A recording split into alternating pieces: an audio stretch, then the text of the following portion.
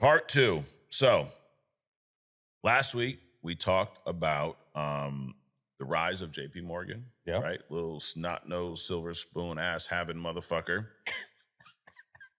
He took over once the Rothschilds were pushed out of the way for being Jewish, you know.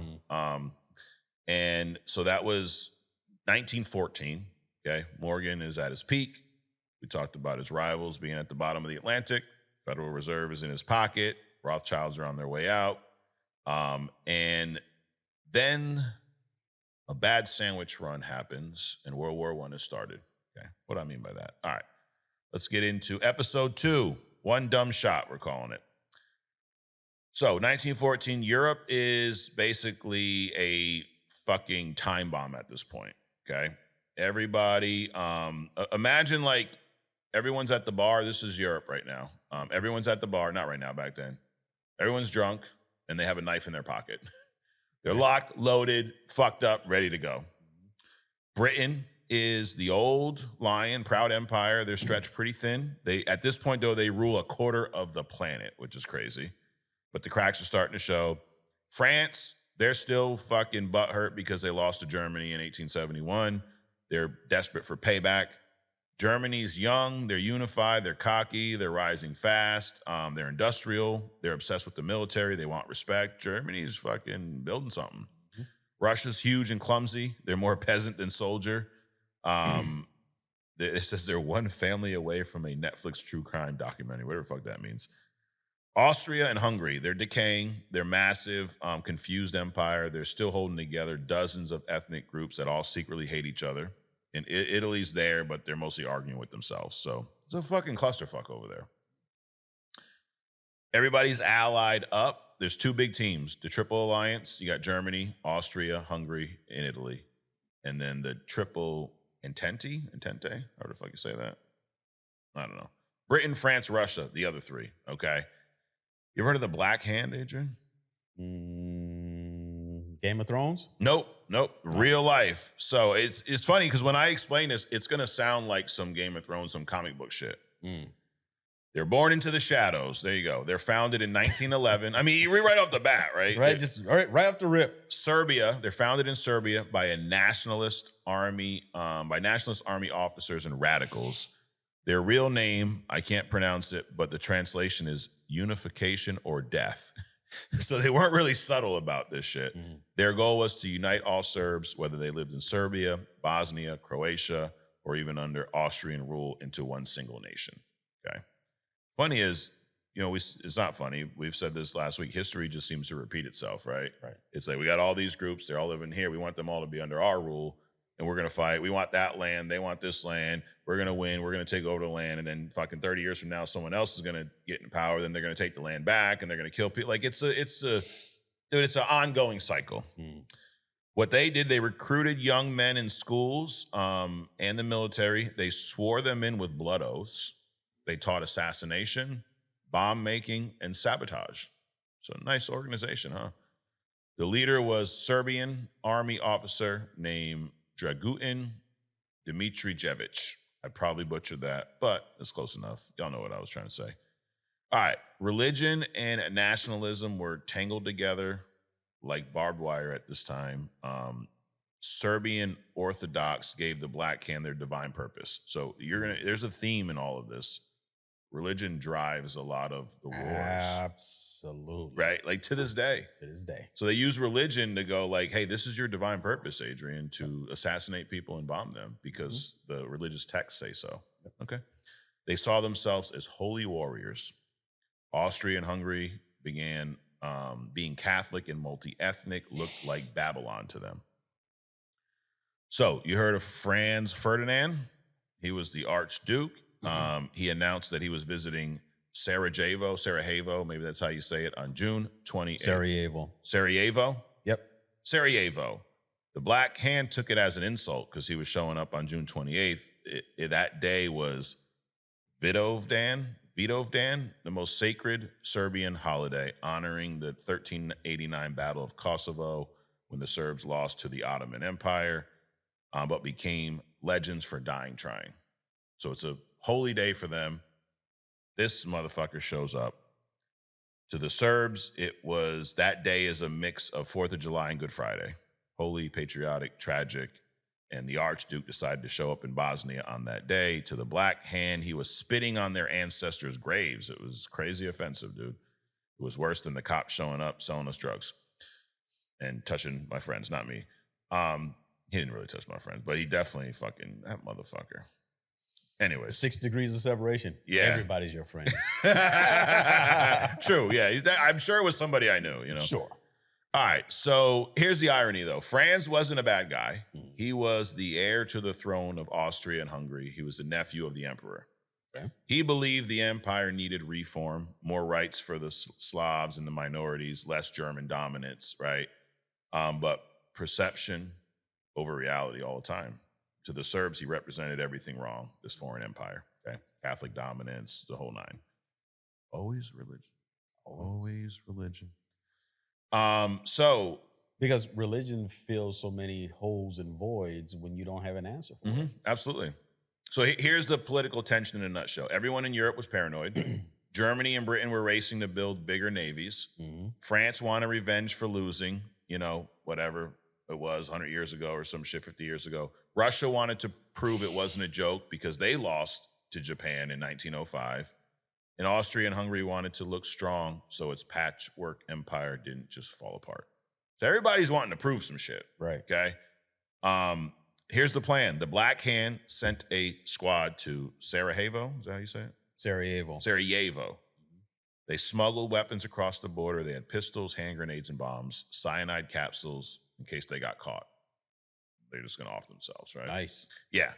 They were going all out, dude. It was all or nothing. 7 young men, most of them teenagers.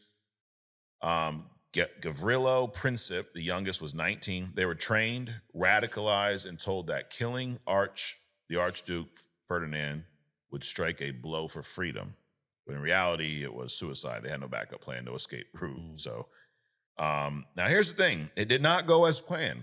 So June 28th, Sarajevo, Franz Ferdinand and his wife, Sophie, they ride through the city in an open car on some JFK shit, right? The Black Hand lines the route. The first guy sees the motorcade and he freezes. He's there to do something. Oh, I can't do it. Okay. Second guy, listen to this shit, throws a bomb. The bomb bounces off the car and then it explodes underneath the car behind it. So we're 0 for 2. Wounds officers, civilians. Then Ferdinand, they speed away. The bombers panic. Some try to take the cyanide. It doesn't even work. The pills are expired. They vomit and then get arrested. Wow. Dude, you can't even make this shit up. That's... First guy freezes. Second guy blows up the car behind. And then they try to take the cyanide and they just throw up and get arrested. Okay. A few hours later, the Archduke Ferdinand insists on visiting the wounded soldiers in the hospital, right? Because, it's bad enough you just almost got killed twice. Why not get back on the road? Sure. His driver takes a wrong turn. The car stalls in front of a cafe. Standing right there with a sandwich in his hand is Gavrilo Princip, the 19-year-old, one of these few that were set to take care of it. He looks up. He sees Ferdinand, pulls out his pistol, fires 2 shots. Franz and Sophie are dead. All because this dude went back out to check on the wounded soldiers. Car breaks down. They happen to end up at this cafe. My man's trying to get a sandwich. Figured it's done. We fucked everything up. Right. Let me at least get something to eat. Oh, shit. There's the guy. Pops both of them. Fucking assassinates them. Damn. Ain't that some shit? So, 1 wrong turn, 2 bullets, teenage assassin, I would say accidentally because he was there to do it, but this was after the attempt. But it literally starts this deadliest chain reaction, probably the deadliest chain reaction in human history. Because of this, World War I starts. So the domino effect, Austria and Hungary blame Serbia for the assassination. Germany promises Austria unconditional support. The blank check. We'll do whatever for you guys. Russia backs Serbia. France backs Russia. Germany then declares war on Russia, then on France. Germany invades Belgium to reach France. And now Britain declares war on Germany. Dude, it's a shit show. within a month, all because they killed this one guy. So Hitler, that's a good transition, right? So Hitler, at the time, all this chaos, he is currently a failed Austrian art student. He was 25, living in Vienna, broke, bitter, and homeless. He tried to get into art school. He was rejected twice. They're like, we don't want your art. Your art fucking sucks. Yes, kind of sucks for him, you know. I don't think you need to go and perform genocide because of that. You know, there's other things you could do, right? Like, I mean, is that the only two art school or kill everyone? You know, is that the only Reminds me two? of that Dave Chappelle skit. It's like, dude, when we were in school, we went through so much shit. The last thing we thought about was going killing up everybody Correct. in school. This motherfucker doesn't get into one school and all of a sudden, now that's it. There's a lot more in between. Yeah. But he is obsessed with nationalism. He hates multi-ethnic empires. He was already reading a bunch of anti-Semitic and pan-Germanic pamphlets. So propaganda, dude. Right. Propaganda. It's back then it was the social media, right? Sure. Like, hey, here you go. Look at this. When the war started, he enlisted in Germany, in the German army. He found purpose. From a German army standpoint, he was a badass dude. Like, he was a runner, and he was like a messenger. Okay. He was a badass messenger? Yes, because of the amount of like conflicts and shit that he was close to being in. Like, he did a lot for someone in that position. He was able to avoid death despite all the shit that was going on around him. Okay. He did get injured though. So the same war that, World War I that made J.P. Morgan richer, which we'll talk about in the next few weeks, also gave birth to Hitler's whole ideology. So this one big war fueled one guy who was fueled by greed, the other guy was fueled by hate, but they're both kind of molded by this same conflict, right? The religious shadows in the background as the war drums beat, churches across Europe called it divine destiny, a holy crusade. God was apparently on everybody's side, right? The Serbian priests blessed assassins. Austrian bishops blessed soldiers. German pastors preached patriotism, and the Russian clergy promised salvation through slaughter. Faith was literally the marketing department for war, if you will. Yeah. Yep. So the other thing that was crazy about the war is, do you know that most people in Europe at that time, they didn't understand, I guess, the severity of war? It was almost pitched as like it's going to be a competition. Think about this.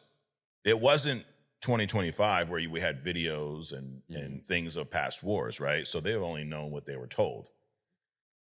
When this war first broke out, the news that was spread about it was that it would be short, exciting, and patriotic, like a test of national pride. The thing is, technology had advanced so much from the previous wars to this point where there's machine guns and things like it wasn't us showing up at the corner fucking fisticuffs. Right. It was someone with a machine gun whacking 30 people at once and tanks and navies and all kinds of stuff. But the average citizen had no idea. Sure. They hadn't seen a war in Europe for almost 50 years. So these people now signing up had no idea what war was like. It was the Great War, it was called. The streets were flooded in Berlin, Paris, Vienna, London. People waved flags, sang anthems. Men rushed to enlist thinking it would be over by Christmas. Newspapers called it the war to purify Europe. And again, churches preached that God was on their side, I guess, depending on what side you were on. Well, every church. Absolutely. That God was on their side. Yep. So why did they misunderstand it? Well, the government's propaganda. They sold it as noble, clean, and necessary. Posters showed proud soldiers, not mutilated fucking corpses, which is what happened. There was no photos, no videos, so it was just heroic headlines from the past. The upper class who made decisions weren't the one fighting. The workers who enlisted had no clue what modern warfare even looked like. And people, the old romanticization, people that were still mentally living in the 1800s, they thought of war in the terms of Napoleon and cavalry charges and not gas masks and shell shocks and all that shit. Of course, that changed rather quickly, and what it ended up to, were people coming back, fucking amputees, mental health issues, people not coming back. Like it was a lot darker than they all expected. So as that's going on, back in New York, what's happening? JP Morgan, he's getting ready, bro. He's prepping for the chaos. Oh, absolutely. Britain and France, they're going to need food, steel, ammunition, loans. Morgan was ready.